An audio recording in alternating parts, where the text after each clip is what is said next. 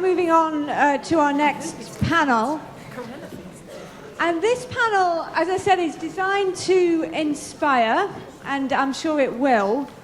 And it's going to focus on what we were talking about earlier, which is this agenda around in what ways we can make the connections for a more integrated approach to food policy by bringing people's voices in.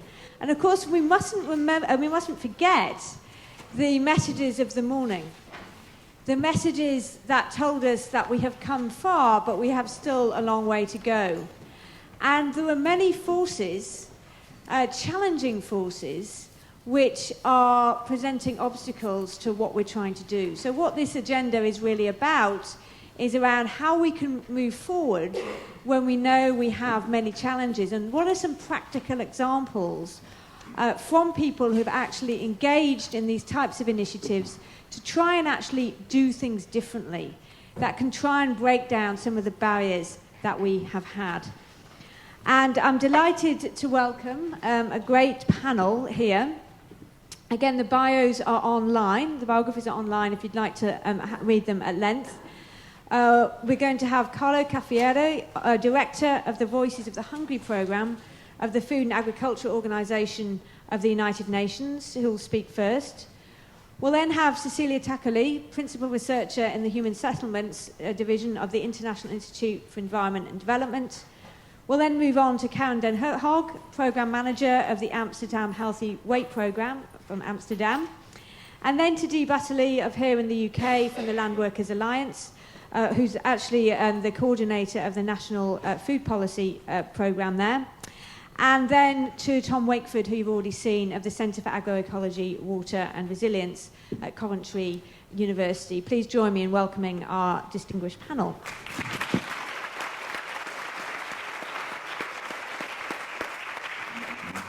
And what I've asked the panel to talk about is what bringing in people into a more inclusive approach to food policy actually looks like in practice. What the challenges are, what difference does it actually make when we do this, and how do we actually take this agenda forward? So I'd like to ask Carlo, please, to start. Thank you. Thank you, Corinna. Thank you, everybody. First of all, apology for my language. I don't speak English. I speak the most widely spoken language in the world, which is bad English. Everybody speaks it. I'm from FAO, and I was wondering, why am I here? FAO has always been concerning itself with the developing world, to developing agriculture in the south. So here in London, discussing of food policies in the UK, but London, UK is part of the world. And so I think FAO should also say something for the neglected part of development, which is the developed world. And as the current advisor to the UN Secretary General, David Nabarro, say, nowadays every country is a developing country. And so there are dimensions of development that are relevant also in countries like Italy, like the UK, like the US, and so on. What I'm presenting here is the experience from a very specific sector of the many things that FAO does, which is the statistics part. And FAO was founded to inform the world on the state of food insecurity. And so I will be giving you the experience of what we have been, the challenge that we have faced when being asked the usual question, how many people are hungry in the world? How many people suffer from food insecurity in the world? And even though FAO has been doing this for a long, long time, it's a continuous challenge. And now it's particularly challenging for the thing I said before, that we need to be concerned also of food insecurity in everywhere, in developing as well as developed countries, if this difference makes any sense. So what we found was that there was still difficulties in finding a common metric for what is food insecurity in a way that could make sense for different countries, speak different language, different culture. We have heard a lot of the importance of recognizing the differences, the diversities. And so how to make sure that when we try and measure food insecurity, we don't confound the diversities, which should be promoted and cherished and valued, with inequalities. So the challenge was to try and find common dimensions in the experience of food insecurity that could be found everywhere. And part of what the nice dramatization or representation that we saw was actually done at Cornell University in the late 80s, early 90s, was exactly to go and speak to people in the poorest areas and ask, what does it mean to be food insecure? With an idea of trying to identify universal dimensions. That research has led to the development of a measurement tool which is based on collecting information by visiting people, by letting people tell about their experience, but trying to be effective in asking the right question, not to spend too much time boring people with long questionnaire or being invasive by trying and measuring everything and the next. So this has led to the project that brings the name Voices of the Hungry, which is an attempt of bringing at the global scale the kind of measurement tool that has been used in the United States since 1995. And we have been successful in doing that by bringing the possibility of defining a reference. It's like defining a metric system and say, what does it mean to be food insecure on a scale of severity that goes from being food secure to being severely food insecure at risk of hunger and serious undernutrition. Along that scale, we measure with a common metric, and so we can give an idea of how many people in a population are facing food insecurity at different level of severity. And why this is important? It's important because comparing trajectory, trends, experiences in different parts of the world is important. All the kind of food policies that we have heard about, in the end, should have a measurable impact.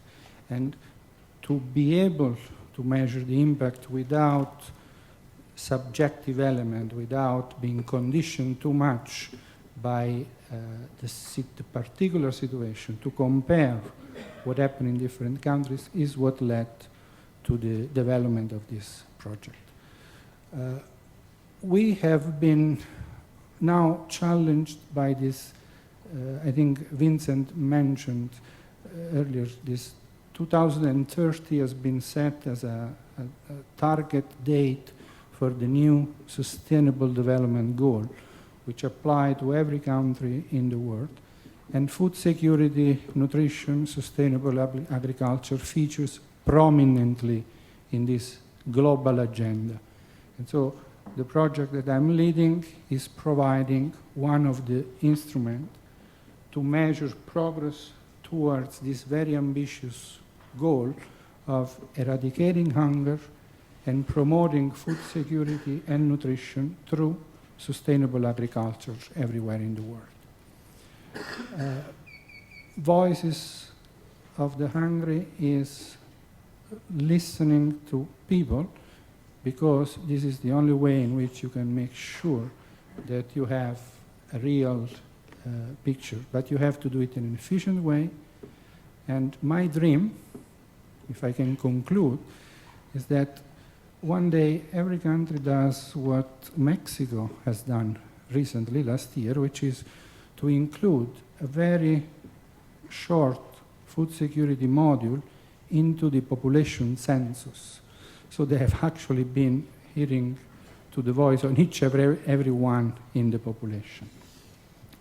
So thank you. I hope that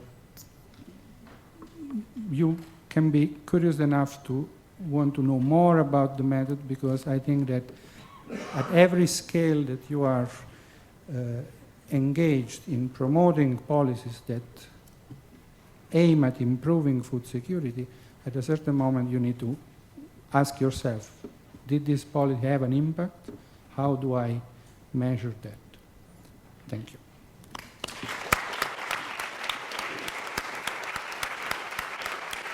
Thank you, Carlo, for raising this important point of measurement about comparing different countries and about how bringing people's voice into that measurement is one way that we can think about engaging with people, albeit in a way that comes up with an objective metric.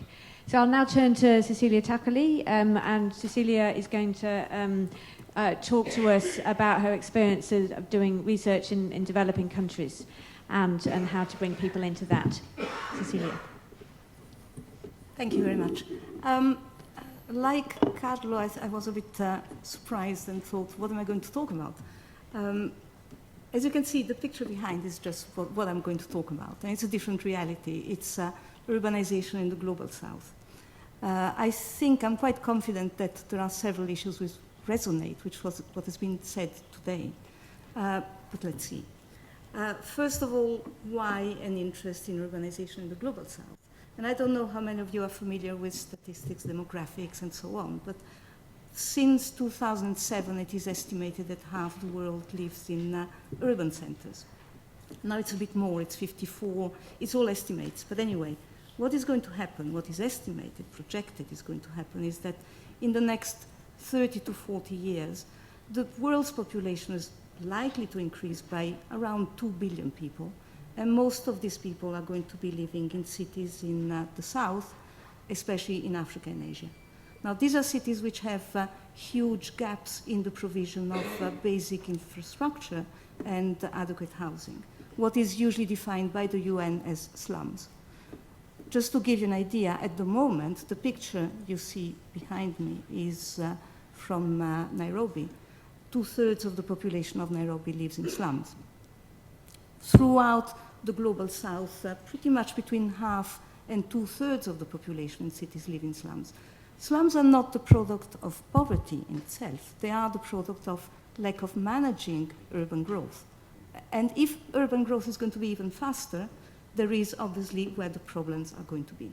So my institute works in collaboration with local organizations, mainly grassroots organizations and local NGOs, in essentially bringing up the voices of people on the ground which usually do not have much of a voice at the global level, and make sure that they are involved and have a say in discussions on climate change, urbanization, the SDGs, and so on. So this is how this started. With our partners in Nairobi and in Accra, we said, well, should we talk about food? These are grassroots organizations based in slums, organized around saving groups made up of women. And so we started talking, and it took some time. So the three key points, I think, which are the three key learning points of this experience are, the first one is what? And related to the what is the absolute importance of time. It takes time to understand what people want. They take time to understand what they want. And it takes time to create organizations at the grassroots level which are based on trust, where people feel that they want to do something together and they can do it together. So in a way, the voices of the poor is a wonderful thing. How do we enable them to have a voice and to say what they think? So time is the first thing. The second thing is how. So what sort of information? Is it just saying what they think, or is it providing data?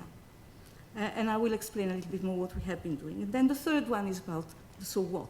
So what's the action? Well, what do we do with the voices of the poor and organize grassroots organizations, additional information? So on the issue of time, we set up saying this has to be a community-led activity. So what do we want to do? What is the issue? What is food? What is the problem of food? And this took quite a lot of time. We organized, basically we opened up a space. So we organized exchange visits between the grassroots organizations in Accra and in Nairobi. And the discussion initially went around saying, well, food is really too expensive, so we really want government subsidies. Right. And after a while, obviously, it did seem to be a good idea, but in terms of action, there wasn't really much scope for that. So the next issue was, well, we want to grow food. We want to have urban farming a bit more widespread. As you can see from the photograph there, space and land, access to land, are serious issues in urban slums in the south. So after a while, this also was abandoned as something which is a really good idea, but not exactly feasible. Then people moved to saying, well, you know, the real problem is that most of us eat food from street vendors because we don't have adequate housing, so we don't have spaces for cooking, we don't have places where we can store food. So we end up, and we work long hours, so we end up buying from street vendors. And street vendors very often give us spoiled food. And this conversation went on for a bit until some of the grassroots organizations members said, but I am a street vendor. And then it started, most of them are street vendors because this is one of the main activities for women in slums. So having said that, they started talking about the issues from a completely different perspective.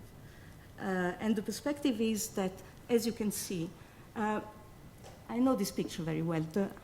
The white building you see at the top is a communal toilet. The water which comes down on the side, that is the raw sewage from the communal toilet. The big pot on the side is where the street vendor is cooking beans. Now, beans is the typical thing which it makes sense not to cook at home because it takes a long time and there is an economy of scale to be made. Now, the child runs around, a few drops from the raw sewage fall into the big pan, and anyone eating it gets whatever diseases the people who use the toilet had. The environmental hazard is the key issue. So once this was identified, the second question was, so what? How do we document that? Because we really need not to talk about it, we need to show what it is.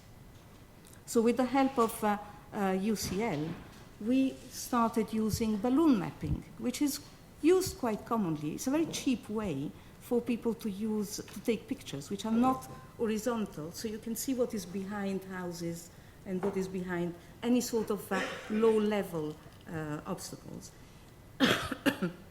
Excuse me. It is not satellite, so it shows detail much more than satellite. It's meteorological balloons, and you can fix a cheap camera underneath, and you take pictures. You hold the balloon with a cord. Now, the important thing is that in a slum, there are lots of illegal activities going on. So you need to create trust beforehand. So the grassroots organization decides what needs to be documented, how are we going to document it, how are we going to deal with other people in the community who may not have a direct interest in the documentation we're taking, but they also are the consumers of the food, so we create alliances with other people. So the technology and what is available now allowed a community-led data gathering to be at a high level enough to then be convincing for local governments, for example, who are usually depending on quantitative data, or they want to see something. I should also say that local governments do not go into slums. So the total population of slums, the environmental hazards in slums, the activities in slums are completely unknown to local governments, partly because they don't have the capacity. There isn't enough money to send people around. There are risks also. Very often local government is seen as preceding evictions, basically. So again, trust and creating relationships is extremely important. What happened on that basis was that the association, the grassroots organizations were able to go with the pictures to the local government to organize waste collection. So waste collection, which cannot happen, as you can see, locally, because trucks, municipal trucks cannot go there, would be collected by local populations and then brought to a place where the municipality agreed to go and pick it up. This we call the co-production of solutions. In many cases, there is no way local governments can provide a solution. There is no way communities can provide a solution. It's the co-production of the two which is essential. I think I've used my time. Thank you.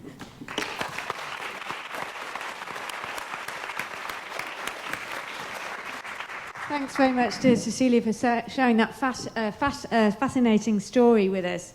And while urban slums may seem very different to where we are in London and the UK, I think you'll agree with me that perhaps is more in common than we might have thought at first sight. But thanks very much for sharing those insights and experiences with us. We're now going to be moving on to Karen den Hertog. Thank you very much for being here. Who's come to us from Amsterdam, and will talk about her learnings about implementing the obesity strategy in Amsterdam. Please. Well, thank you, Corinna, and your staff for the invitation to join this wonderful day and to share some of our insights and hopefully inspire you with that. I want to start with a morning last week when I woke up and I had 2 new messages on my phone. One was that there's 3 new recipes in our Oatmeal Revolution page on Facebook, and one was a news message that the Dutch Federation of Food Industry is now seriously considering stronger regulations towards child marketing on packages of unhealthy products. What do those 2 messages, which I found on my phone at 7:30 in the morning, have in common? Well, both those things make a change in everyday life of all the children in Amsterdam, and both are partly the result of our Amsterdam Healthy Weight program. Well, I'm going to tell you more about our Healthy Weight program, and I already know that I can't share everything I want to, so I'm going to be very quick about it. We started this program with the ambition that in 2033, childhood obesity in Amsterdam will be diminished. Currently, we've got 25,000 kids in Amsterdam who are overweight or obese, and 2,300 of them are morbid obese. 50 of those morbid obese kids are only 2 years old. So why did we decide to use personal experiences from people in Amsterdam and communities? Because apparently the way we used to tackle this problem wasn't good enough, was it? 25,000 kids are overweight and obese. This is why in 2012 we adapted the rainbow model by Dahlgren and Whitehead as our basis.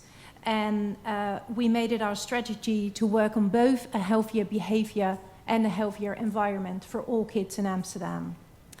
And that model helped us enormously together with the principles of program management. So what did we do? We started with looking at the model, and we put children and their parents and their grandparents at the center of our thoughts and at the center of our policy making. It actually sounded quite simple. But then, how to proceed? We actually had some inspiration. In 2002, 2004, one of the aldermen in Amsterdam insisted on using a community-based approach regarding sexual health in the southeastern part of Amsterdam, where a lot of Suriname people are living. So we had some methods on engaging the community and self-help organizations in making our policy.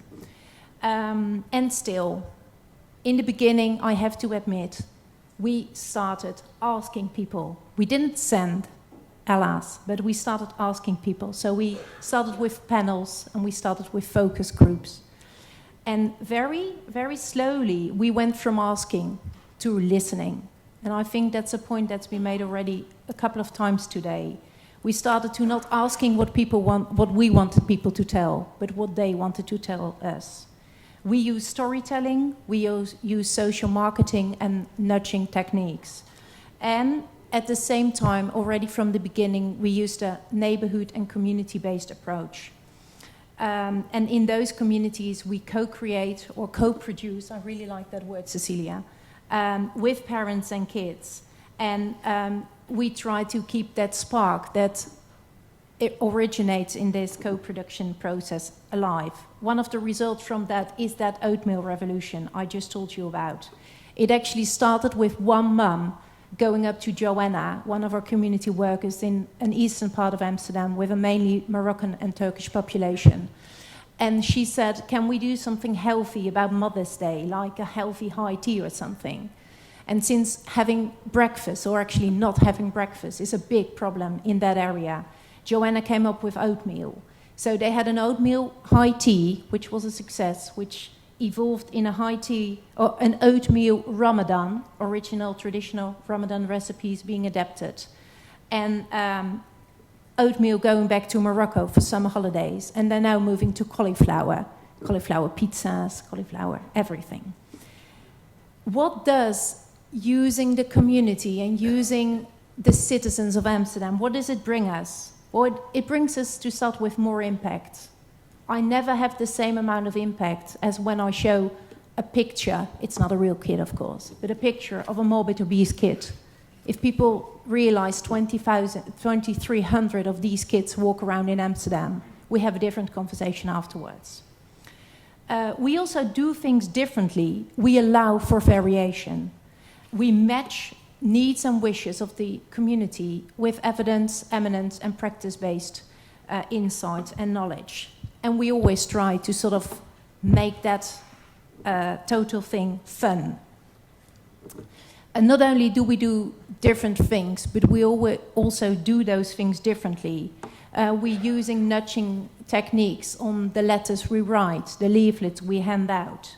We no longer let parents go to caregivers. We actually try to get caregivers and other professionals to move to parents, to the communities.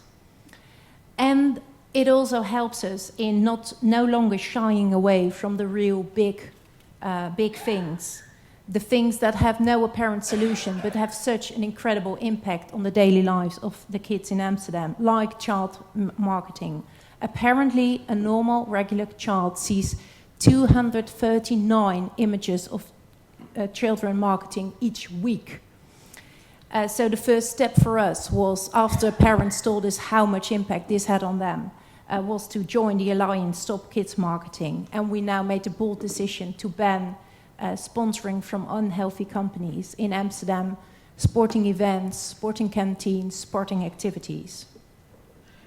Not easy, necessary though. Okay, the lessons we learned. Stop sending, stop asking, start listening. Combine both grassroots movement and top-down policy and implementing that. Oh, it doesn't want to stop. Sorry. Both should be fun. Both the grassroots movement and the policy making should be fun, personal, agile and resilient. And what helped us enormously was to allow learning by doing and doing by learning. And we actually find that by implementing that structurally, we really, really make impact. I was very pleased to hear this morning that you're struggling as well with the tension between demand-driven personal policy and evidence-based standardized policy making. Well, that's something we're really keen on finding a solution. And in the end, it also helps us to take good care of our co-creators, our co-producers, and ourselves. Of course, it's always necessary to have your firm quantitative results, but those in-between results, those process results are just as important. And while saying that, I realized that I completely forgot to tell you that after the first 3 years of our program, we have seen a decrease of the amount of the percentage of overweight and obese children in Amsterdam with 10%. I can't say it's because of what we do, but we're very, very hopeful that it will prove to be because of what we do. So, as you hopefully understand now, when I woke up that morning with those two messages, they were both as dear to me. I was equally proud of and hopeful because of both of them, because both showed that we're making little and big steps towards a healthy youth in Amsterdam. And I hope some of those inspirational facts can help you as well with your struggle with those kind of wicked problems. Thank you.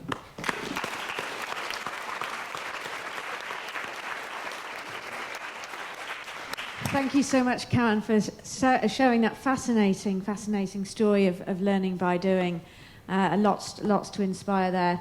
We're now going to move to Dee Butterly, who's going to talk about the national, the People's Food Policy that she has been leading the process of putting together and how that incorporates people in that process. Please.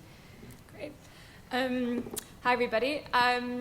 So I'm a young producer, food producer in the Southwest, and I'm a member of the Land Workers Alliance, which is a small union that lobbies and campaigns for the rights and livelihoods of small to medium scale and family farmers.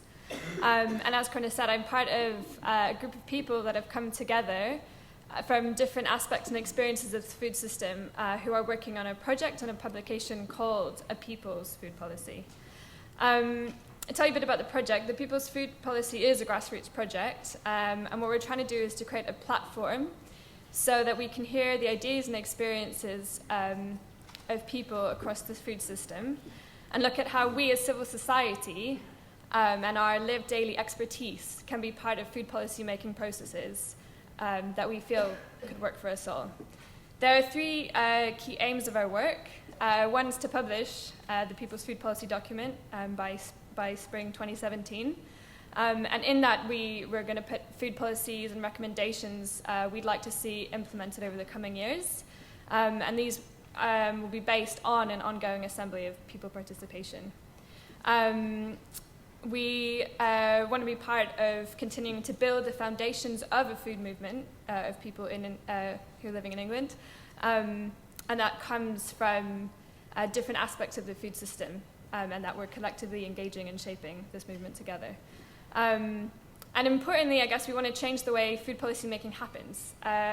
So to ensure that we as civil society and people in the food system, everyday ordinary people, as you said earlier, Dee, have a role in shaping food policy. The backbone to the work we're doing is there's three kind of central key frameworks. One is the right to food, which was discussed earlier. Another is looking at food sovereignty and agroecology and how that would look like in the UK.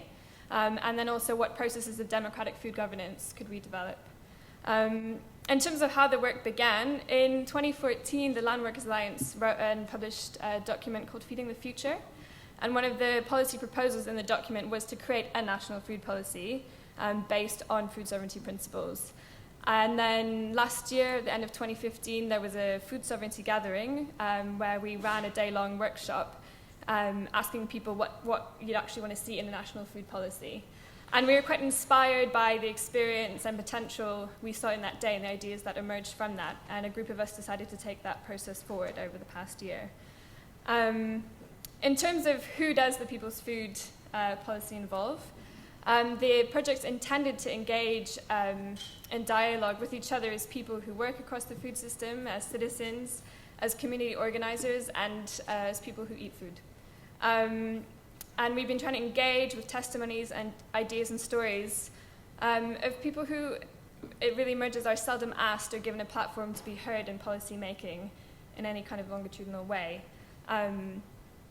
So this work is new, and there is definitely a big need and scope for it to involve a lot more of us in the process as it moves on.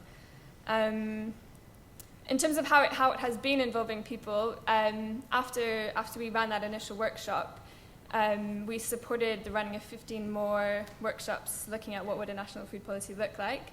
And in total, around 250 people would have participated in all those workshops. We also, at the same time, developed a questionnaire that we sent around to lots of networks. And we had 150 community groups and people who work in the food sector, individual citizens, share ideas with us there. And so I get these ideas and testimonies. We've looked at a lot of them, and they've really formed the backbone of the ideas that are emerging at the moment for the policies that we are putting into this document that we're writing at the moment.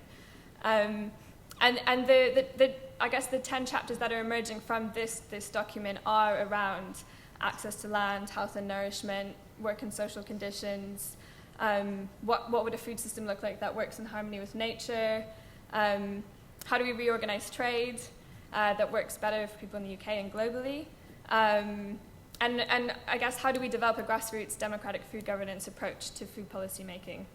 And that's the kind of really key structure of the project that we're trying to develop. And we're co-authoring this work and collaborating with people who are part of that first stage of the process.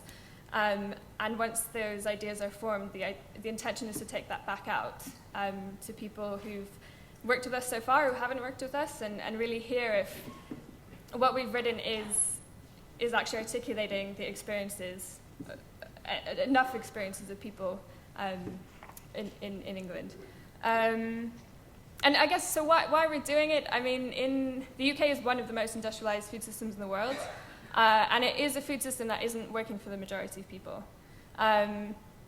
You know, there's 8.4 million people identifying as food insecure at the moment. There's 33,000 small to medium farms closed down or were consolidated in the past 10 years.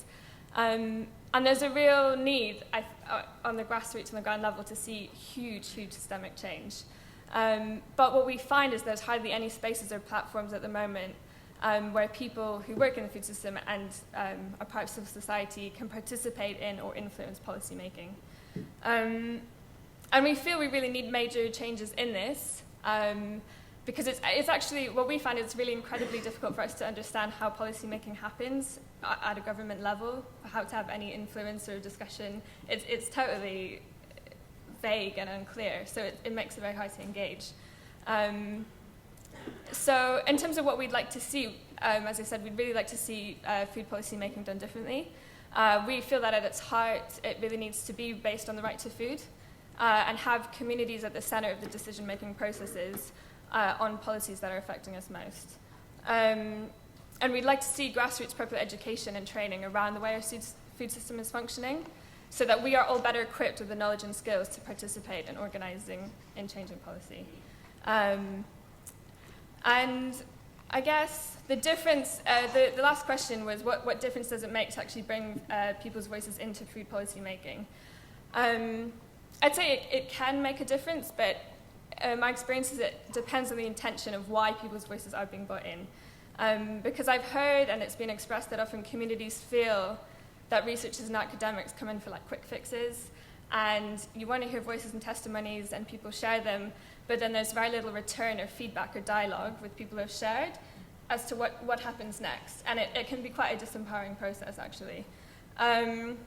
So I'd say it needs to be more than just voices of people. We need quite a comprehensive process to be developed, where we're creating much more longer-term approaches, platforms, and mechanisms for our collective participation in policy making. And that's really what we're trying to do with the People's Food Policy, is as people who work in the food system and who eat from the food system kind of coming together and saying, this is the food system we'd like to see, and this is the way we'd like to be part of governing it. And I guess our hope is that what the document that we publish is the start of a much bigger process for us. Because, and this was mentioned earlier, we also would like to see a Food and Farming Act developed, and for us we'd like to see it very much based on the right to food and a food sovereignty framework, and one very much based on our collective participation in the governance of that. So that's my talk. Thank you.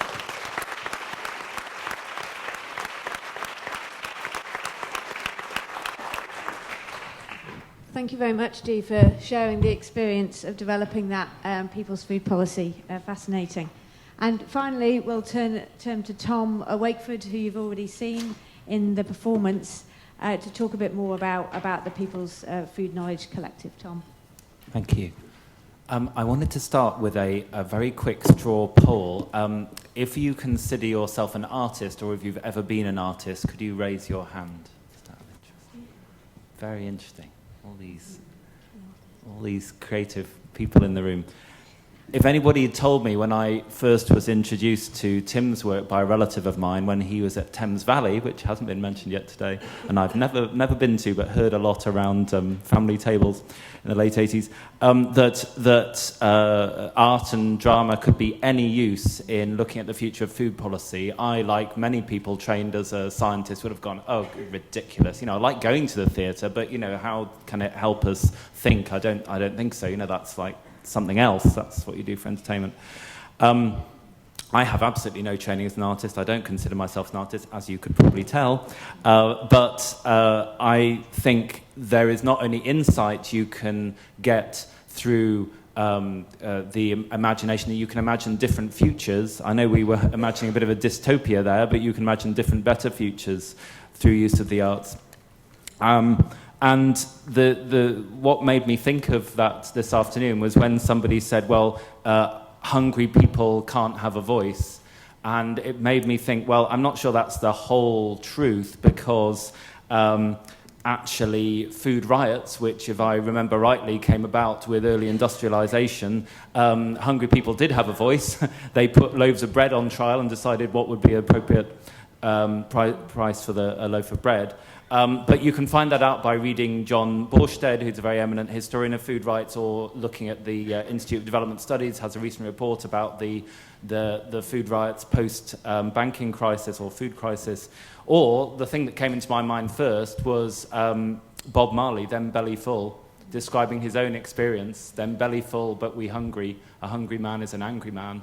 I mean, that guy lived it, he saw it, and he expressed it in a way that I think will mean a lot more to people than reading an academic tome. And then on the performance side, what we didn't have a chance to do, and it's not really set up right for us to do today, was to get into the dialogue bit of the performance. We normally, and on last Thursday at Triodos Bank in Bristol, several people here were involved in something that was more about doing a performance to say to people, well, what could happen there? How did you feel when Javier's character came on as a Colombian farmer, which you'll hear more about in a second? And, okay, fine, you have a discussion, what's the point? Well, in Brazil, the pioneer of this technique, Augusto Boal, as some of you may know, used this technique to change policy. He was very lucky to have a sympathetic government, the relatively recently elected government of Lula da Silva, and he got together with the organized sex workers of Rio de Janeiro, who were having the most awful conditions, often just summary execution, awful way in which they were treated by the legal system and the police, and he brought them into Parliament and they performed and the policy shifted. There was a dialogue with the parliamentarians and policy changed. And I think Boal's belief certainly was that a thick academic tome or any tome would not have made that change, certainly would have done it very quickly. So I'm at I'm part of a collective at the Centre for Agroecology called People's Knowledge, and it is about all people's knowledge. That's the typo on the programme. It's not people's food knowledge, it's a people's knowledge collective. And it is not just about the academics. We've deliberately set it up to be open to people who are practitioners, who don't have academic backgrounds, who are community-based researchers. And that's how we started working with Nomad and Javier's organisation, Solidarity Hull, who were in the performance. One of the things that, for dialogue, I think it's really important for the food people looking to improve food policy, might even say the food movement, Tim mentioned the M word this morning, is maybe to look at other movements that have been successful. And, one might say in the US there's still a long, long way for the civil rights movement to go. But a quote that's always stayed with me from Martin Luther King was when they were sort of at the height of the marches and bringing issues onto the agenda. He said, well, the problem here is that for too long it's been a monologue and not a dialogue. And sometimes you need to take action to bring about this dialogue. And so I think the idea with people's knowledge is to say, well, actually, if you can build a movement around justice, around people from who may not look like you, who may not share the same life experience of you, then actually Dee asked for something that can include everyone. You really can include everyone. Sorry, Dee Woods and probably Dee Butterly as well. And one phrase came up this afternoon a couple of times, participatory action research. Now, it's a bit of jargon, one we're very fond of in people's knowledge, but one of the key principles of participatory action research is the last place you want to start is talking about food with foodies, right? It is not the right place to think about the future of food policy. I'm sure it's very nice, I've done it, it's comfortable, you're probably having beautiful ingredients in a pub with real ale, but actually going to where people are, where they don't wake up in the morning and go, there's a food crisis, but actually wake up and think about, can I afford the heating? Is my child going to get a GP's appointment this week?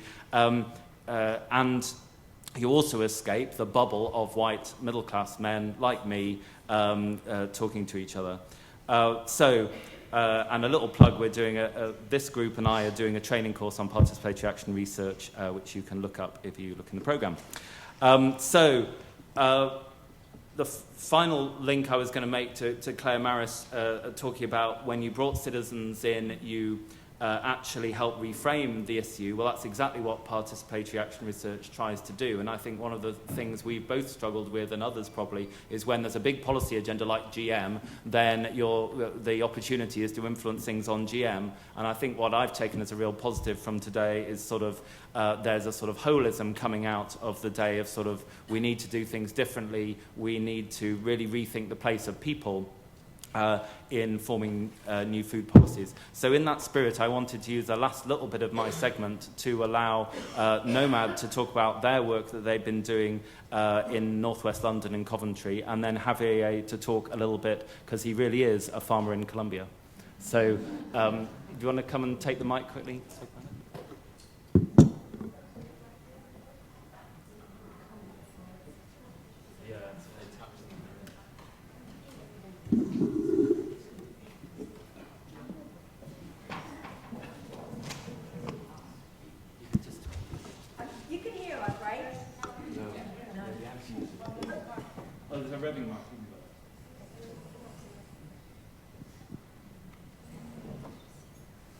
Hi, my name is Hinda. I'm one of the co-founders of Nomad.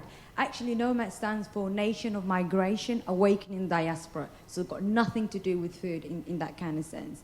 But what we're really interested in is justice. How do you create equality within amongst community and organizations and kind of grassroots level? So when we first heard food justice, we were interested in the justice bit because we always have food in our tables, we always eat, and we're conscious about what we eat and the kind of community that we're from. So we always cook. So that was kind of things, how do you create spaces where food is talked about in a way that doesn't make people feel funny. You know, when we talk about, obesity, junk food is bad for you, everything about food is bad for you.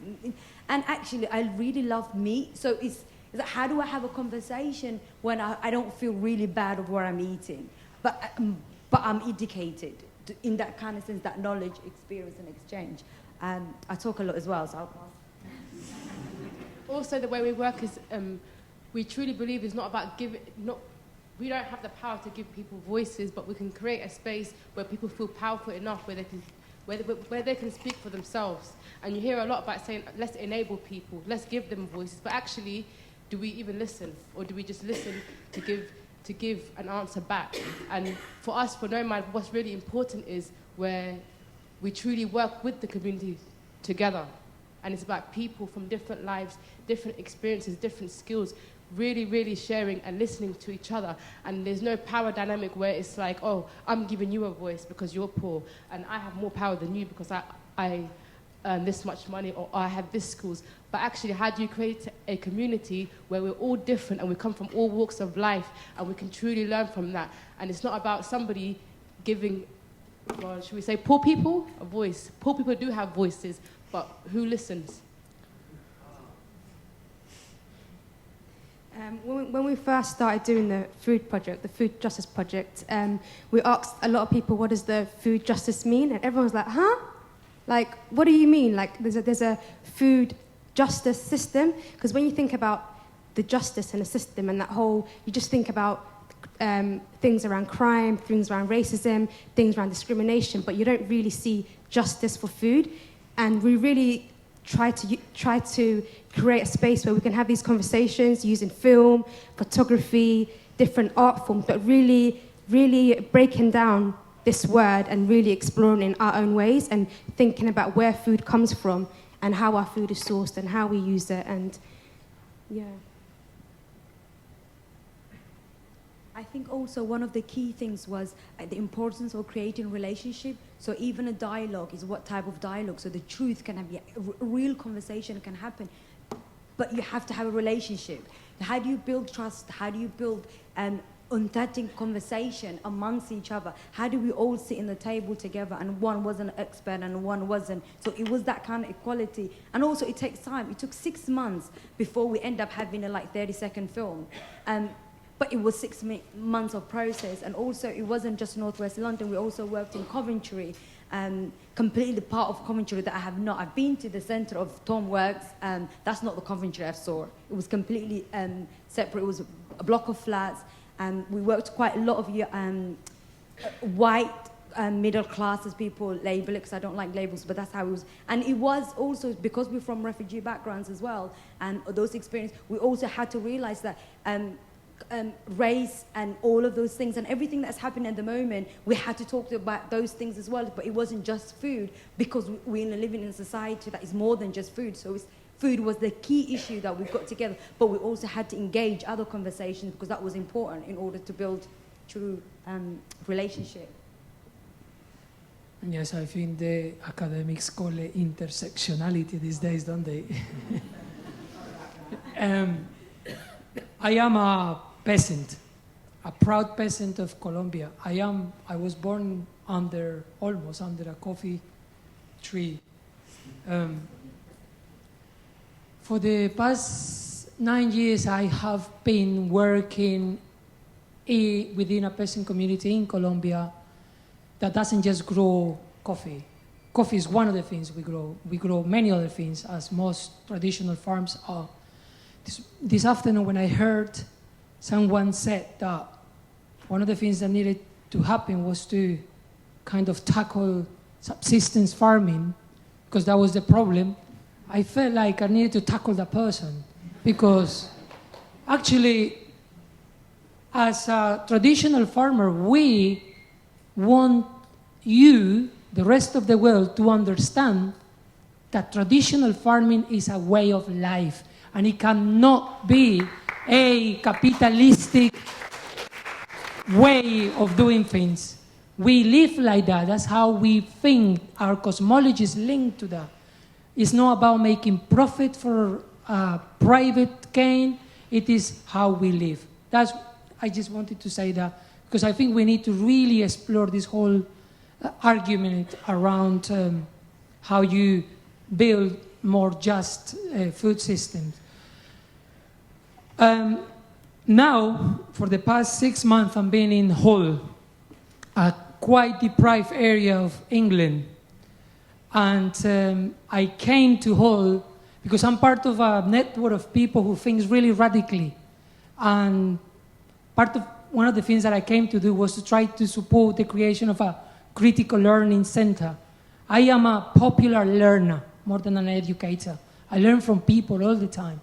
And we follow principles created by people like Paulo Freire, Orlando Falsborda, and then Locke, that initiated the whole movement of participatory action research. In Hull, what we've been doing, or what I have been doing, my partner and I, is supporting the creation of an emerging organization of young adults from the diaspora, especially young people from Africa and the Middle East who are arriving in Hull without any networks. So we are creating an organization which is about being together, having a space for voice, to voice our concerns, to talk about racism, which is huge in the north of England. I know it exists here in London too, quite big, but in the north of England, I felt it more. There is people in our group that has been spat on for being black. And that type of thing that you hear that happened like many years ago, actually is happening right now. And because of Brexit, it's happening even more. So we're living in that reality. And part of that reality also took us into starting working with these guys and start throwing the question about what food security is. Because our communities don't understand that. That is a word that is mainly used here in these environments. But people don't know what food security is, mainly because people don't have the time to think about food security. You have the time to think how to get food, but not to think about that. So part of what we do is that we use theater, music, filmmaking, and lots of dialogue. Dialogical process for us to build a movement that starts challenging the racism, the sexism, and all these isms that are basically causing the world to collapse. Because to talk about food without talking about the people seems a bit futile. I think people have to be central in all of this. So I just want to invite anyone interested in food to think before about the people who breaks their backs, toiling the land for very little in order to survive around the world. I am part of a fair trade system, and the story that this character told you this morning is true. We need people involved with fair trade really needs to ask the question, is fair trade being fair? Because to certain points it is not being fair. So I just wanted to voice these things because I think we do have voice. And I try to use my voice as much as I can in these spaces. And if you don't take this microphone from me, I'm going to keep on.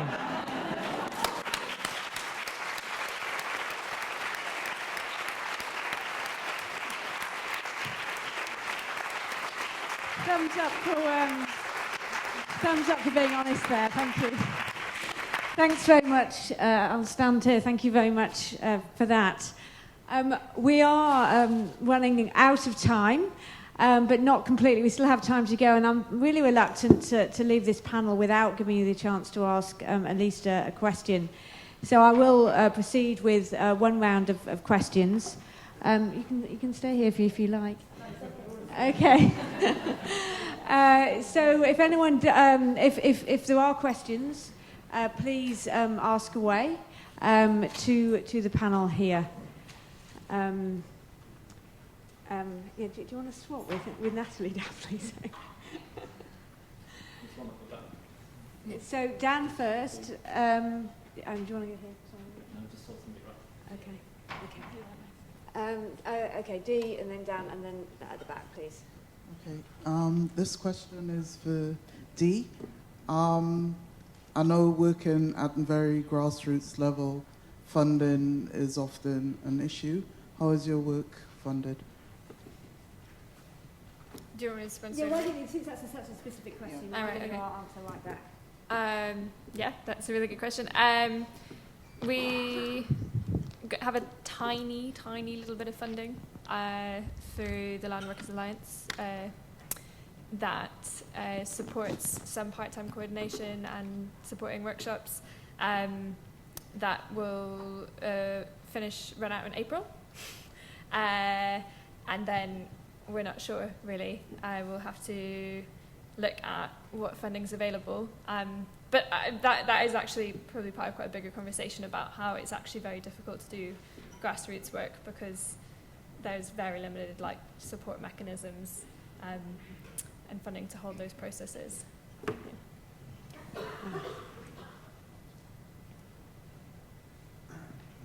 Dan Crossley from Food Ethics Council. Thank you for fascinating insights from the panel. I guess it kind of goes to prove that back to evidence-based policy. Lived experience is part of that, or should be part of that evidence base, rather than just traditional tomes from academics. I guess my question is, perhaps for Tom, but for anyone else on the panel as well, is bringing voices in is hugely important. Has anyone got experience of trying to represent the voices that can never be heard, i.e. the unborn generation's environment, farm animals, etc., that actually have no voice, and they are arguably tried to be represented by different groups, perhaps, but don't actually have a formal voice as such, as well as recognising that there are as well many people who don't have enough of a voice and need to be brought in much more, which is much more what we've been hearing about today. Okay, thanks for that question. There's a couple of questions at the back. Two ladies there.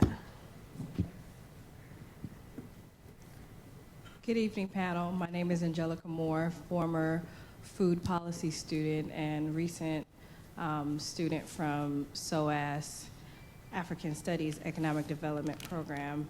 I have two questions, actually, one for Carlo and the second one for Cecilia. So first, for you, Carlo, what steps or suggestions do you have in reference to linking practical steps for food insecurity in reference to the United Nations Youth and Sustainability Goals? How can we link those two things together moving forward? And second, for Cecilia, what gentrification models, in reference to gentrification, when you go to places like Nairobi and you compare them to a city like London, when you look at gentrification, you can see the turnover in places like East London, such as Shoreditch and Hackney, and even Brixton.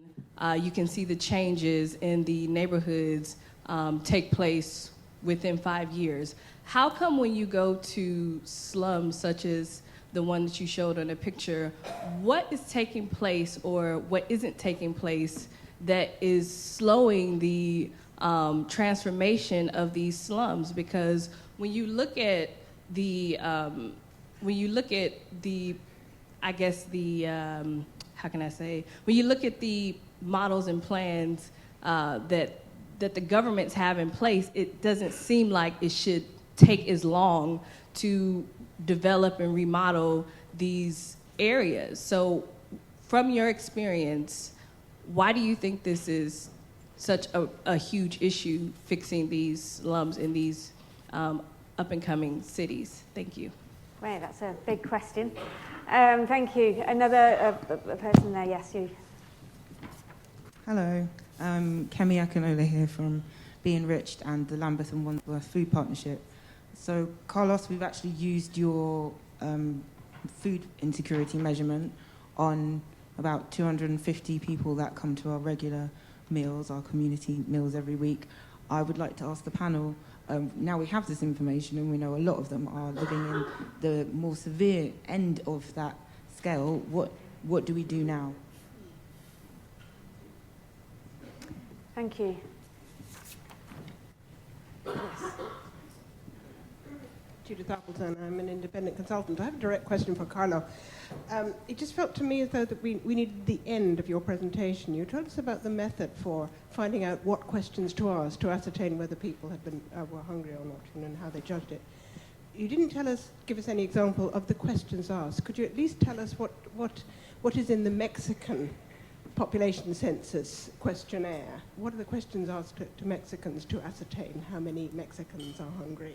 It'd be also useful to know whether there's a website where we can look at the range of questions that might be appropriate in different cultures and different things. Thank you. Okay, there's one more question back there, and then we'll go back to the panel.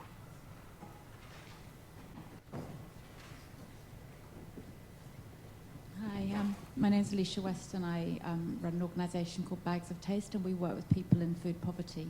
And we actually do work with nudge techniques as well. So I'm very interested to hear Karen say that she's working with nudge techniques, because I've heard of very few people that are doing that. And I'd be really interested if you could share a few examples of the kind of nudge techniques that you use. Okay, thanks for those questions. Carlo, can I come to you first? Yeah, thank you. And I will try to answer first. If you Google FAO Voices, the first link is the web page of the project, Voices of the Hungry, and there is a set of documentation materials that explain what the scale is, which is inspired by the scale used in Mexico. The type of experience that people are asked to report are things that have to do with being concerned about the ability to procure food, having been forced to compromise on the quality of the food they eat, being forced to reduce portion size or skip meals, and things like being forced to go for an entire day without eating. Now, these are simple questions that requires a yes or no answer. So it's things that people should relate to, recognize, and be able to say yes or no. And the attempt is to be as simple as possible and to get reliable self-reported evidence. And it works, and it has been tested and applied. It's a good compromise to be able to obtain the essence of the inability to access the food that people would access if they had no constraints. And it's a statistical tool, so it's not possible with this short questionnaire to be able to really identify whether a single individual is facing severe food insecurity or not. It must be analyzed as a statistical tool in the context of a population. And this is the good thing about it is that it can be done easily, timely, in a very short time, and provide information that can be compared with previous assessment or with other countries, and so to monitor progress. I didn't want to go into detail because it's becoming very technical. The analytic underpinning is the same methods that are used in psychometrics analysis for measuring latent traits, things that cannot be observed directly, but you have to infer from the symptoms. And I don't have the time to go into the detail, but the fact is that compared to several hundred indicators of household food insecurity, this one has a solid statistical foundation that allow even to evaluate whether the quality of the data is sufficiently good to lead to a reliable conclusion. And there are occasions in which the survey doesn't go well, the questions are not asked in the proper way, not professional. Asking questions is also a very challenging thing, that there is a need to have a capacity that is not always there. So this must be intended for what it is, the establishment of a methodology that then needs to be properly applied, professionally applied. To do what? To identify in which strata of the population, in which geographically or socioeconomically food insecurity is more prevalent, to be followed up. This in itself can be used to target some intervention, but the measure per se doesn't tell you which intervention is the most appropriate. So it's a tool to monitor the population at a disaggregated level, to be followed up with more in-depth analysis of what are the causes of the food insecurity. Is because of unavailability of food, or is because of food prices are too high, or other reasons? And what are the consequences in terms, for example, of malnutrition? Because you may find overweight and obesity in communities that are food insecure because they cannot afford to get the proper, the quality of food. And again, the webpage is full of materials, and I really encourage all of you to look at it. And we are trying to make as much as possible to use also different communication, like videos, interviews, and other things to present it. But to Angelica, the specific question on in this 2030 Agenda for Sustainable Development, how is food security linked to sustainability? And I think it's an interesting evolution. Traditionally, for those of you who are familiar with the history of the food problem, when FAO was founded, it was intended just an availability issue. There is not enough food. Now it's clear that enough food is there, at least in terms of dietary energy content. There is enough calories to feed the world. The problem is who has access to food and who has not. So the new Sustainable Development Agenda has a single goal that includes food security, nutrition, and sustainable agriculture. And it could be a simple statement or a collection of different, possibly conflicting goals, but by forcing the countries to report on all the dimensions, it's already there, a link, because the goal will not be achieved even if only one of the various dimensions is not reached. So promoting sustainable agriculture must be linked to reducing food insecurity. You cannot achieve the one and neglect the other. And the good thing about the agenda is that it's much more owned by member countries of the UN rather than by the UN organizations per se. It's the countries that have sit together and decided on this agenda. It's not something that has been imposed by the FAO, the World Bank, or WHO. This already tells a little more hope that the entire agenda will be tackled in an integrated manner. It's a challenge. Reporting on each and every dimension, it's one way to make sure that none of them gets neglected. Thank you very much. Cecilia, do you want to address the question? Yes, I think the question was about the persistence of slums.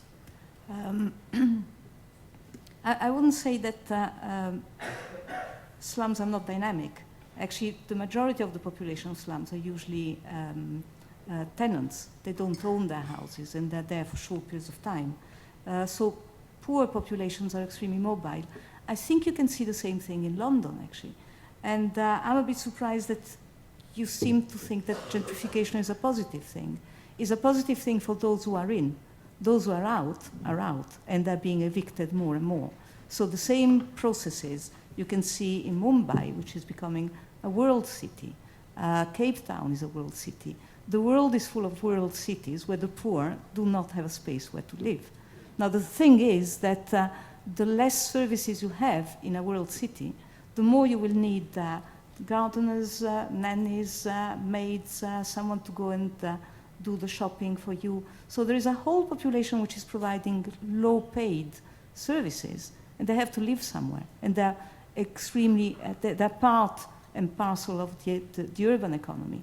So the problem is not so much one of upgrading the structures, is to really understand what inclusion means in urban growth, and what exclusion means in terms of really neglecting a large part of the population, which is essential to the functioning of the economy. Thank you. Karen? Yes, I want to address your question about the unheard voices. We've actually this year started with our 1,000-day action plan, which is a special sort of focus group for our Amsterdam Healthy Weight program that focuses primarily on the minus 9 month up to 2 year population, because we can see from the evidence that if your mum's overweight or obese, you have a much higher risk of being overweight and obese yourself at 5 and 10 years. And the same goes if your mum has an extreme growth during her pregnancy. So we sort of try to listen to those signals and try to help the unborn babies with having better, I don't know that word in English, I'm afraid, having a better ecosystem in their bellies when they enter the world, because that will help them sort of diminish that risk. And from that up to the nudging question, we actually use nudges within the nudging techniques we're currently using to sort of, well, find out which hooks might work for parents of unborn and very young children. We know people are constantly looking for qualitative, good information which they can use when they're pregnant, when they're having a baby, but somehow we as a government or as government agencies, we don't seem to be able to be the person or the sender of the information. So we're now trying to really look into the lives, and I found that a very beautiful remark about one of the colleagues who was sitting there, about how from week to week, from month to month, habits differ. So we really have to look into what happens in the life of a pregnant woman and a young mother to see what hooks might work. And then we're going to apply the nudging techniques there. At the moment, we use it to write letters differently and leaflets. And I was a bit doubtful at the beginning, but it really makes a difference.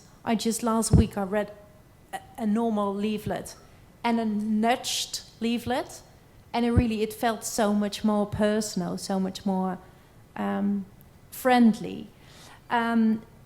And a very nice one is we've got outside water taps, or water points, how do you call those things? Where you can just fill your water bottle on the street. And we made enormous big street graffiti things around them to see whether kids would use them more often. If there was some sort of 3D graffiti game you could play to reach the water or not. We haven't got the data yet, but there were beautiful pieces of artwork, and we're very curious to see whether those water tap points are frequented more than just the regular ones. Okay, thank you very much. Do you want to just say any brief closing point? Very brief, Dee or Tom? Or?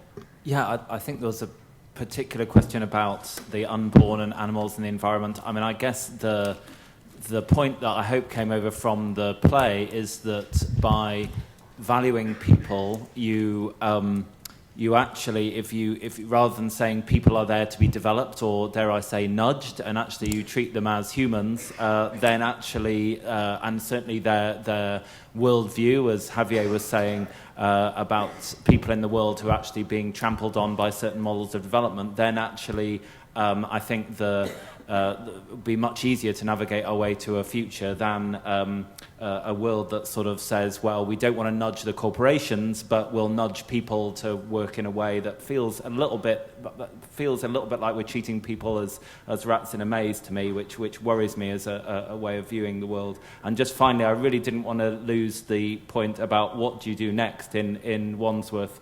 I mean, it's a kind of surreal nature of academic meetings sometimes. Somebody just says, oh, well, actually, we found vast amounts of hunger. What should we do next?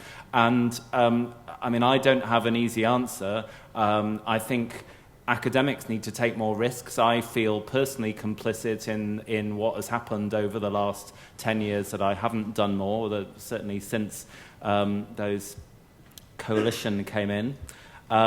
And I would just like to point out that not only do you have the two Ds and Nomad and Javier, but if she doesn't mind me pointing out, Mama D over there is an active part of a wonderful social movement in Kent. So there are people in the room, probably people haven't been identified yet. I think we need to take more risks, because without that we are, as my Indian friend says, we're not Emperor Nero, we're Nero's guests, the ones who stood on his balcony watching people being burnt with Rome. Yeah, I'd just also respond to the same two questions. I mean, in terms of the voices that can be heard, future generations, animals, the environment, were the three you mentioned. I guess to bring it into food policy making, there are models and frameworks and principles that are really trying to account for that. And I would bring that back again to these frameworks of the right to food and food sovereignty and agroecology, because they are all frameworks that are really being developed at a grassroots level all around the world, that are really looking at how do we account for future generations, and how do we have a food system that really is working in harmony with nature? And I know it was mentioned earlier, but in Wales they developed the Future Generations Act, and there are kind of examples, I think, of that happening. And yeah, what do we do next? I was at a event a few weeks ago about land, and land. It was a conference called Land for What, and there was a guy there called Andy Whiteman from Scotland who wrote a book called The Poor Had No Lawyers, and he does a lot around land reform. And we were hearing lots of amazing examples from Scotland about the Right to Food campaign and this Community Empowerment Act that went through, and the Land Reform Act that went through. And he was really saying that the political climate has kind of changed, and now if we see what's going on, and he was really encouraging us all to really take the impetus on ourselves to write policies that we feel we want to see, and just really organize ourselves quite cleverly and collectively over what's going on.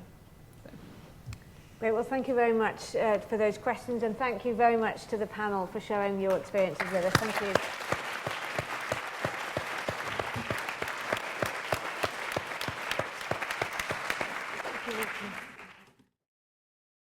Thanks, everybody. Thank you very much for participating. Just very useful to have that feedback from you and to get you talking a bit among yourselves. And if you do try and fill in those post-it notes and hand them in to Laurie, who's coming round, who's also going to collect the clickers as well. So please do make sure you don't accidentally put those clickers into your bag, but give them to Laurie and those collecting them. Thank you very much. I'm going to just spend 10 minutes trying to summarise what we've been listening to today. But first of all, I would like to thank the people who've made this City Food Symposium 2016 happen. Louise Gordon, thank you very much. Louise is the events manager in the university who has really been the one who's put the logistics for this conference together, and was very tolerant with me and endless discussions about food, which I hope you were satisfied with in the end, and really very patient and very proactive in organising this. And I think you'll agree with me, it's been very well organised, and that's down to Elise. So thank you, Louise.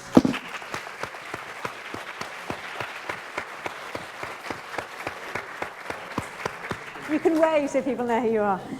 I'd also very much like to thank all the speakers, and to Tom Wakeford for pulling together you wonderful performers. It was absolutely fantastic to have you here. Thank you very much indeed.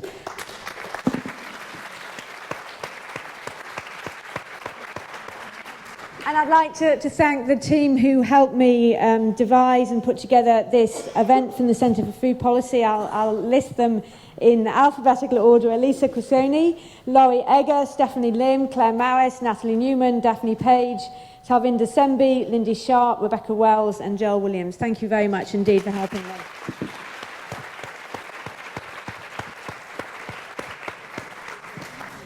Now, there is a slide. Do you want to put the slide on behind me? Thank you very much. I just want to reflect very briefly, I'm not going to take more than a few minutes, about what I've learned today, what we've learned, I hope, collectively today about food policy for the 21st century. I think everybody in this room kind of knows where we want to get to. There was a kind of assumption when we walked in that we want an economically viable, sustainable food system that delivers healthy and nutritious diets for all in a way that treats the labour with dignity. And indeed, I would add to that, where people eat with pleasure in the knowledge that that is indeed the case. And I think it's hard to argue or to disagree with this. I mean, how can one disagree with such a vision? The tension, the difficulties is in how we get there. And I think what we heard this morning, and these are my notes here, that is how difficult this is proving, even though a lot of good things are happening. So we heard Tim say that things are going in the wrong direction. We heard him say that the state of food policy is weak. We heard David say that there isn't a really food systems approach to policy. We have fragmentation in policy and governance. We have inadequate integration. We heard a lot about inequality. We heard a lot about division, about power imbalance, about inadequate leadership. And we also heard that food policy is not just about food. It goes beyond food, and that's a further challenge. So tremendous challenges that we've faced in taking 21st century food policy forward. But we also heard that we've come a long way. We heard that change is possible. We heard that food policy is on the map. We heard that there's a sort of general understanding being taken forward at the international level of a food systems approach to food policy, even though it's not actually being done yet. We heard that there is a growing food movement, not just in this country, but internationally. We heard there were new alliances. We heard that academics are getting together with civil society. We heard that companies are making progress. We heard that we need to think harder, but nevertheless we have about how to do it systemically, but nevertheless in particular areas of food policy there has been particular progress.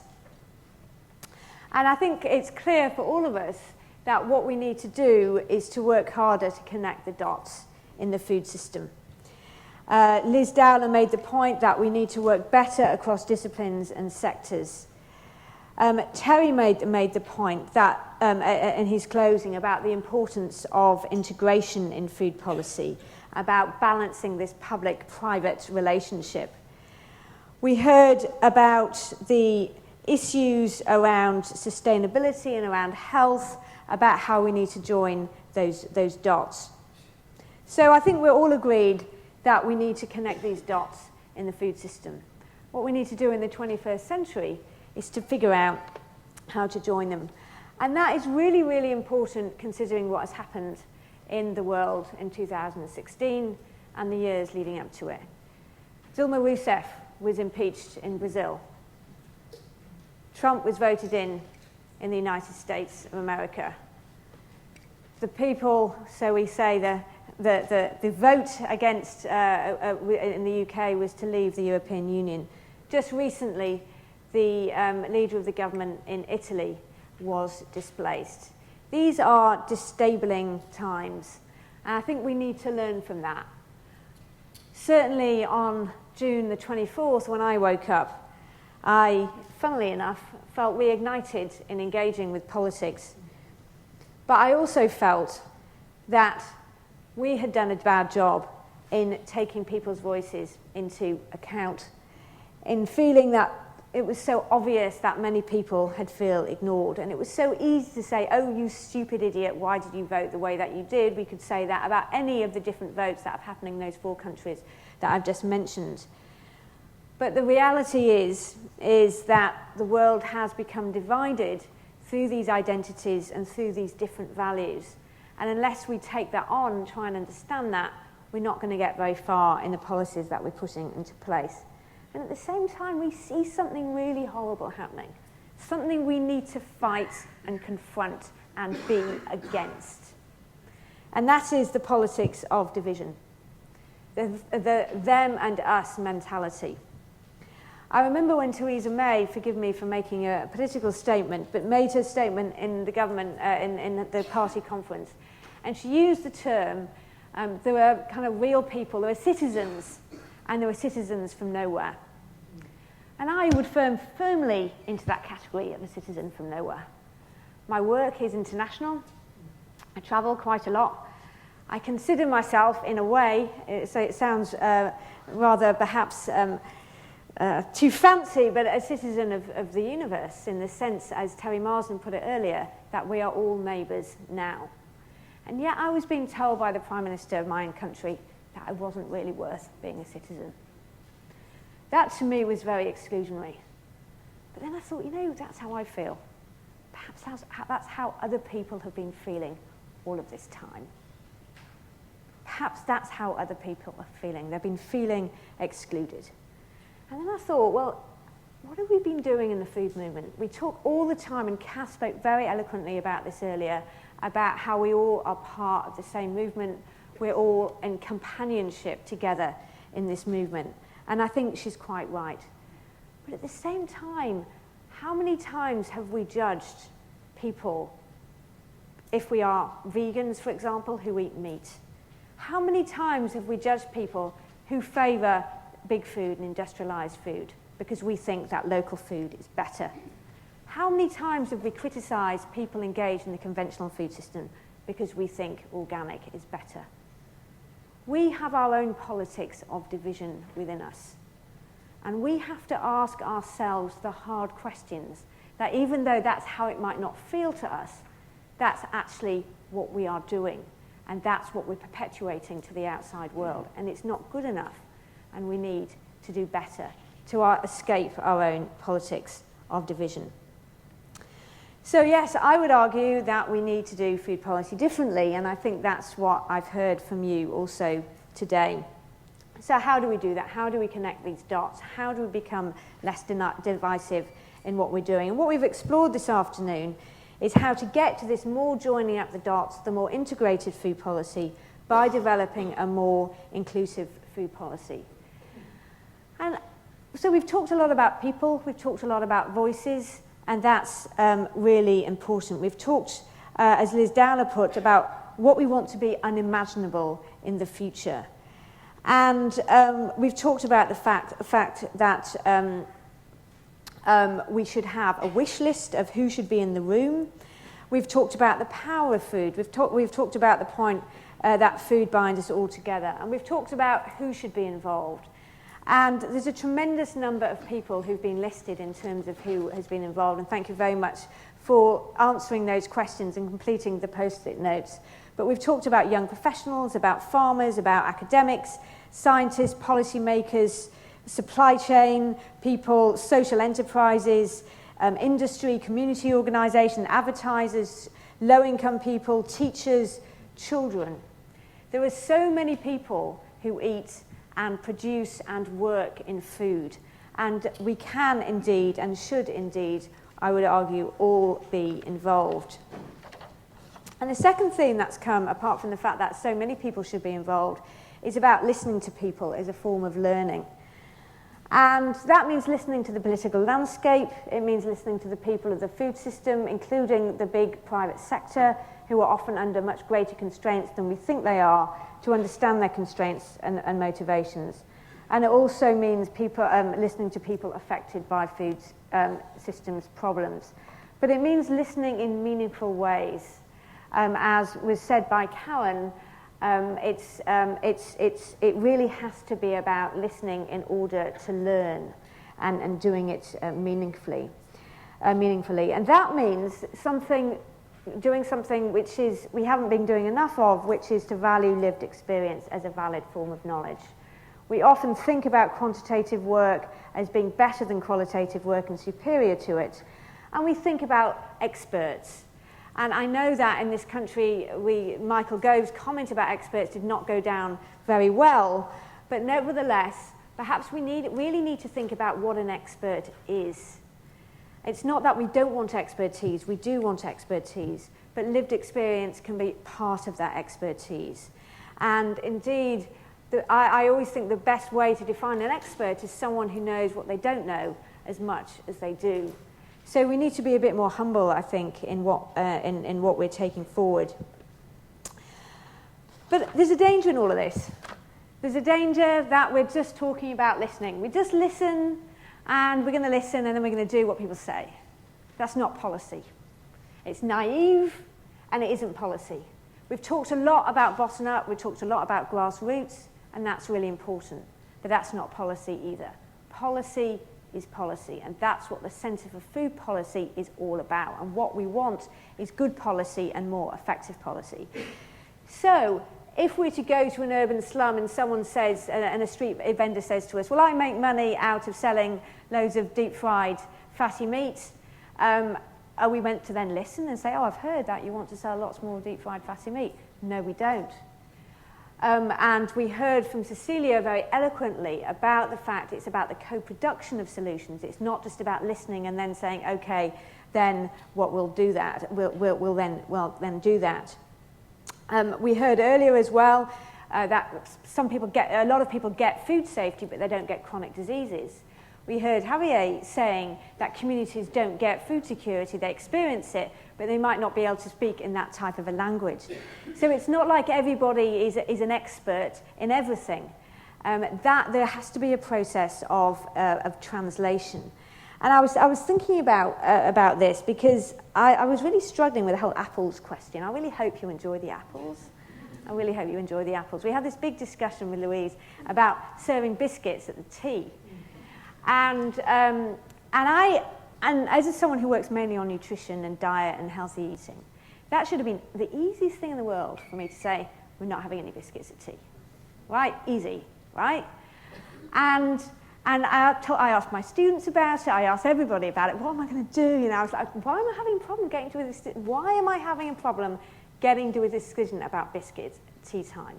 It should be easy for someone in my position just to say no. And then I realised why I was having such a problem. And it was actually last night when I was taking my daughter, who sits in the audience there, when I was taking her swimming. And she goes swimming at a leisure centre in Newmarket, which is a kind of an ordinary town in Suffolk. And I went past a poster that I've been past millions of times. I take it twice a week. And it was about an over-50s netball club. And it said on it, for women, come to the over-50s netball club. We're going to play netball. And afterwards, we're going to have tea and biscuits. And when I saw that sign, I realised why I'd been troubled. Even though in the end I decided just to have apples because we've got mince pies coming. And I thought that was fine. The reason I was troubled is because biscuits are more than biscuits. Biscuits are a shared experience. And in this country, having lived outside this country for a long time, I still find it quite strange, but I understand that in this country, having tea and a biscuit is a shared experience that people have. And it's a way that people connect in a community.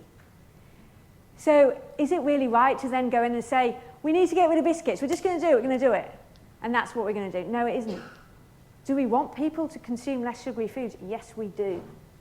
And we need strong and effective policies to encourage people to consume less sugary foods.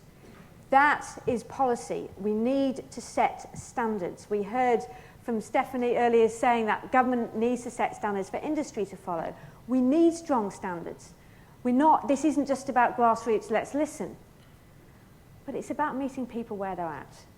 It's about understanding that that group of women coming to netball would have a shared experience around a biscuit. What do we do with that? How do we work with that?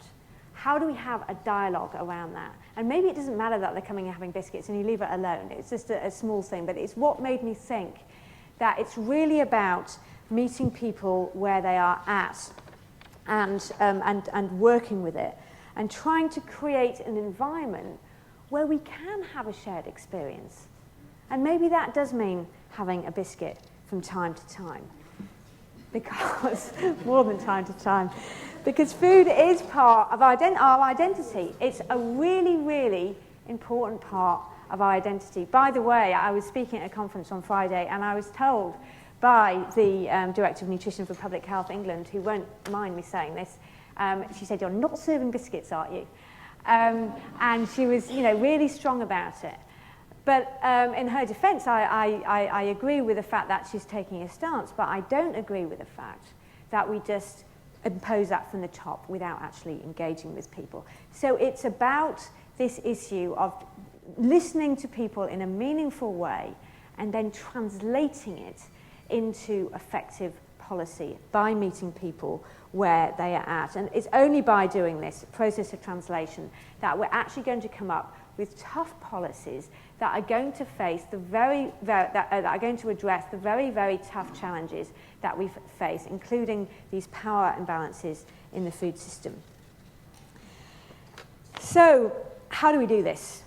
How do we do this? It's all very well talking about this, but how do we do that? And that was the point of the last session, to talk about the different ways, whether it's measurement and monitoring, whether it's participatory research, whether it's through theatre, whether it's through food policy planning, whether it's through listening to communities when you're actually designing policies. There are different ways of doing it. But it was very interesting when we were putting the Audience Voices session together, and indeed in the feedback that you've given us already on the post-it notes, as well as in the survey beforehand, that the how do we do this was the one that everyone said, that's the tricky bit. That's the tricky bit. And we need to have those, in the how, we need to make sure that we're building in the fact that many people don't make the connections, that the hidden passes and forces and connections that people can't see. Because even though we want to listen and we want to have lived experiences and want to integrate that, many people are simply not in the position of understanding the deeper structural forces. And we see that all the time. And it is the role of scholars and the role of academics, I believe, to try and join those dots and to reveal hidden patterns that people themselves cannot see. So we can have people to think more broadly and deeply about the structures and systems that are influencing them. So we've heard about spaces of deliberation, we've talked about creating spaces where people can talk, we've heard about research, we've talked about schools, we've heard about online forums, we've heard about associations, about how we create the spaces for those conversations. So I haven't got any answers for you now. I'd just like to say that we are going to have an important mindset shift, I think, in general, to take this agenda forward, and that is about curiosity. What we've been talking about is really a politics of curiosity. It's really about asking what lies beneath. And when someone says something to you that you might agree with or you might agree with, you're asking questions about what is under that. What do we need to know in order to really understand what might be behind that? And to me, it's a very disruptive political force because it means we start to ask ourselves questions about what we don't know. And it shakes our own systems of beliefs. And it means that we have become more accepting of others because we seek to understand where they are coming from and where they are at. But the really disruptive thing is that we'll find things that we have in common, where perhaps we might be fearful to find them. Because the politics of fear and division that we're living in at the moment, the creation of the other begins to break down. And we might not have that much in common with this other person or this other group, but we nevertheless share experiences. And through dialogue, we'll be able to understand better what those shared experiences are to come together around a common narrative.